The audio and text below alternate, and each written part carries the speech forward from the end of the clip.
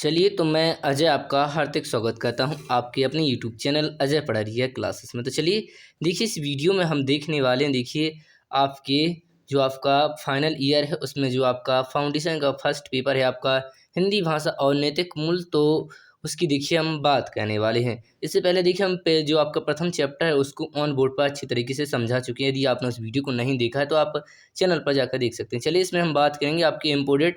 हमने यहाँ पर आपके 10 प्रश्न लिए हैं जो आपका 2021 का इससे पहले हुए पेपर है उनमें पूछे गए प्रश्नों को हमने लिया है। तो सबसे पहला प्रश्न है, आप देख सकते हैं। सबसे पहला प्रश्न है कि मूर्तें क्या है, यह किस जगह प्रचलित है। तो सबसे पहले आपको बताना है कि जो मूर्तें हैं वह क्या है और यह किस जगह प्रचलित है। तो देखिए जो मूर्तें हैं वो बुंदेलखंड की लोक चित्रकला का एक स्वरूप है। तो ये क्या है, जो लोक चित्रकला है उसका एक स्वरूप है। और यह देखिए बुंदेलखंड में विवाह के समय मुख्य दरवाजे पर पुतली का जो भित्ति चित्र होता है वह बनाया जाता है, इसे ही हम मूर्तें कहते हैं। तो देखिए सबसे पहले एक मूर्तें क्या है, तो एक देखिए ये एक लोक चित्रकला है और जो देखिए बुंदेलखंड में प्रचलित है, अर्थात बुंदेलखंड में जब विवाह होती है तो उसके समय मुख्य दरवाजे पर पुतली का जो भित्ति चित्र है वह बनाया जाता है, इसलिए इसे ही हम मूर्तें कहते हैं। इस प्रकार आपको इसका उत्तर आसानी से याद हो जाएगा। चलिए बात करेंगे आपके अगले प्रश्न की। अगला प्रश्न आपका आया था कि मुहावरे से आप क्या समझ, जो मुहावरा है उससे आप क्या समझते हैं, या कुछ भी आ सकता है। मुहावरा क्या है, मुहावरा से क्या तात्पर्य, आप क्या समझते हैं, सब एक ही बात है। तो प्रश्न है कि मुहावरे से आप क्या समझते हैं, इसकी आपको उदाहरण देना है। तो ऐसा वाक्यांश जो शाब्दिक अर्थ का बोध अर्थात जो शब्द है उसका अर्थ कराने की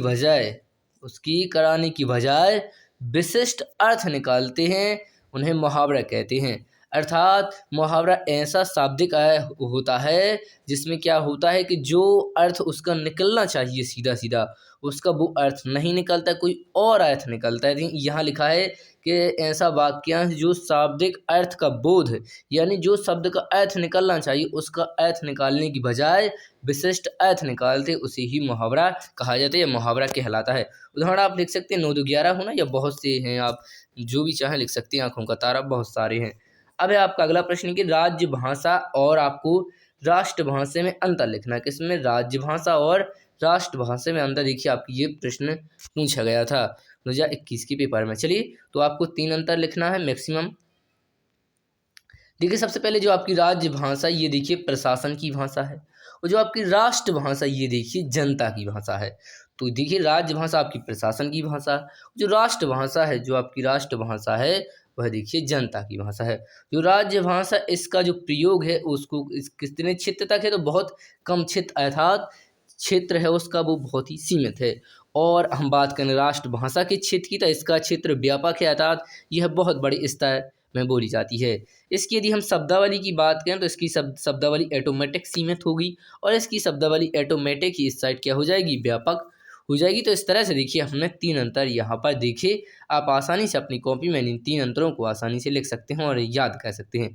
चलिए अब हम बात करेंगे आपके यहाँ पर चौथे प्रश्न की। चौथा प्रश्न है कि पत्र क्या है या पत्र किसे कहते हैं। 3 कोई आपको कार्यालयीन पत्रों के नाम लिखना है, अर्थात कार्यालय वाले पत्रों के कोई 3 के आपके नाम लिखना है। तो सबसे पहले पत्र क्या है, तो देखिए कि पत्र किसी कागज या अन्य माध्यम पर लिखे संदेश को पत्र कहते हैं। तो कोई कागज हो सकता है या कोई अन्य माध्यम हो सकता है, उस पर जो कोई संदेश लिखा है उसे ही पत्र कहते हैं। अब कार्यकालीन पत्रों के नाम कहें तो शासनादेश पत्र यानी शासन के आदेश वाले पत्र, और ज्ञापन वाले पत्र, और अधिसूचना वाले पत्र। ये देखिए आपको नाम भी याद करें, एक शासनादेश वाले यानी शासन के अनुसार जो आदेश आते हैं वो वाले, एक ज्ञापन देने वाला और एक अधिसूचना वाले। तो इस प्रकार देखिए आप इसे लिख सकते हैं। अगला 5वां प्रश्न हमने लिख लिया है कि जिन शब्द से क्या तात्पर्य है, आप क्या समझते हैं। तो जिन देखिए शब्द वो है जो संस्कृत का एक आपका जैन शब्द है उससे बना है। जैन धर्म है तो उससे एक शब्द जो जैन है उससे लिया गया है, उससे बना है, जिसका अर्थ होता है विजेता। तो देखिए जिन का अर्थ क्या होता है, विजेता, अर्थात वह व्यक्ति जिसने अपनी इंद्रियों पर विजय प्राप्त कर ली हो, जिसने अपनी इंद्रियों पर विजय प्राप्त कर ली हो वह जिन कहलाता है। तो इस तरह आप इसका उत्तर आसानी से लिख सकते हैं। चलिए अब बात करते हैं आपके छठवें प्रश्न की कि अनेकार्थी शब्द से क्या तात्पर्य है या क्या समझते हैं या क्या है, उदाहरण देना है। तो अनेकार्थी शब्द ऐसे शब्द जिनके या जिसके अनेक अर्थ निकलते हों, जिसके क्या निकलती अनेक या कई अर्थ निकलते हों, उन्हें अनेकार्थी शब्द कहते हैं। उदाहरण में आप कनक की बात करें तो देखिए कनक आटा को भी कहा जाता है, धतूरा को भी कहा जाता है और देखिए सोने को भी कनक कहा जाता है। तो इस तरह से आप इसके आंसर को लिख सकते हैं, बहुत आसानी से याद कर सकते हैं। चलिए अब हम बात करते हैं आपके सातवें प्रश्न की। तो सातवें आपका चलिए देखते हैं गांधी जी से संबंधित आपका प्रश्न है कि बिलायत जाने पाए गांधी जी ने माँ के समक्ष क्या प्रतिज्ञा ली थी। जब गांधी जी बिलायत जाने वाले थे तो उन्होंने माँ के समक्ष क्या प्रतिज्ञा ली थी। तो देखिए बिलायत जाने पर गांधी जी ने अपने माँ के समक्ष यह प्रतिज्ञा ली थी कि वह बिलायत जाकर मांस मदिरा का सेवन बिल्कुल नहीं करेंगे। क्या कहा था उन्होंने कि जब भी वह विदेश जाएंगे अथवा बिलायत जाएंगे तो वह वहाँ पर मांस का मतलब आप जानते हैं, मदिरा मतलब शराब वगैरह का वह सेवन नहीं करेंगे और वहाँ पर जो स्त्री है उसको गलत दृष्टि से नहीं देखेंगे और स्त्री को गलत दृष्टि से नहीं देखेंगे।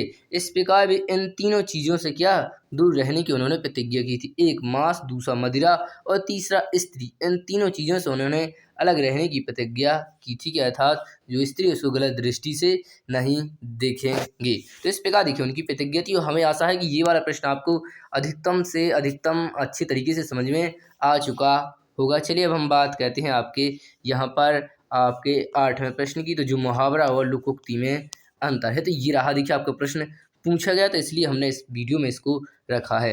तो मुहावरे और लोकोक्ति में अंतर, आपको अधिकतम 3 अंतर सीखना, एक आध अंतर यदि आपको इसमें नहीं अच्छा लगता है तो आप कहीं से भी सीख सकते हैं।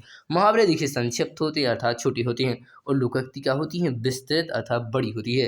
देखिए यदि आप कोई भी मुहावरा लेते हैं तो उसमें अंत में प्रायः मतलब ऐसी बात नहीं है कि सभी मुहावरों में पीछे न आया, लेकिन अधिकतम जो मुहावरे होते हैं उनके अंत में प्रायः ना आता है। क्या आता है? ना आता है। जबकि लोकोक्ति में बात करें तो इनमें ना अवश्य नहीं है, आया इसमें ना नहीं आता है। उदाहरण की बात करें तो 9 2 11 होना या आँखों का तारा, तो बहुत से की यदि आपके सामने आप देखेंगे तो आप बहुत से ऐसे कई एग्जाम्पल जिनमें पीछे ना अवश्य ही आता है। तो इस प्रकार अब आपका ये साइट आप लिख देंगे ऊँट की मोह में जीरा, ऊँट की मोह में जीरा। तो आपको कोई एक मुहावरा यहाँ पर आपको कमेंट के माध्यम से बताना है जिनके पीछे ना आया हो। ध्यान रखना है आपको कमेंट के माध्यम से एक ऐसा कोई भी मुहावरे का एग्जाम्पल बताना है जिसके पीछे ना होवे। चलिए तो अब हम बात करते हैं आपके 9वें प्रश्न की कि संचार के आपको माध्यम लिखना है। तो ये रहे देखिए आपका प्रश्न है आपका कि जन संचार यानी जन का मतलब होता है लोग, और संचार मतलब उन तक सूचनाएं कि कौन कौन सी माध्यम है जिनसे उनके पास पहुंचती है। आपकी प्रश्न 2 नंबर में पूछा गया था देखिए, तो आप केवल इसके नाम ही लिखने हैं, 2 मार्क्स में पूछा गया था। एक आप प्रिंट मीडिया, एक आप समाचार पत्र जिसे हम पत्रिका कहते हैं, और इलेक्ट्रॉनिक मीडिया, एक इलेक्ट्रॉनिक मीडिया और एक आप सोशल मीडिया। तो इस तरह से आप इन चारों के नाम याद कर लीजिए जो आप तक सूचनाएं पहुंचाते हैं। अंतिम प्रश्न देखिए आपका मेरे सहयात्री पाठ का सार लिखना है। तो आपने यदि जो चैप्टर फर्स्ट की वीडियो है मेरे सहयात्री, उस वीडियो को यदि आपने देखा हो तो आप उसे आसानी से आधे पेज या एक पेज में आसानी से उस सार को अपनी भाषा में लिख सकती है। यदि आपने नहीं देखा तो आप जाकर देख सकते हैं। और अंत में हम कहेंगे कि यदि आप हमारे चैनल पर नए हैं तो चैनल को सब्सक्राइब कर सकते हैं और अपने दोस्तों में से अधिकतम आप शेयर कीजिए। हम देखिए अधिकतम सब्जेक्टों पर यहाँ पर वीडियो बनाने का फुल प्रयास कर रहे हैं। तो अपनी राय हमें कमेंट के माध्यम से अवश्य बताएं वीडियो आपको कैसी लगी। धन्यवाद।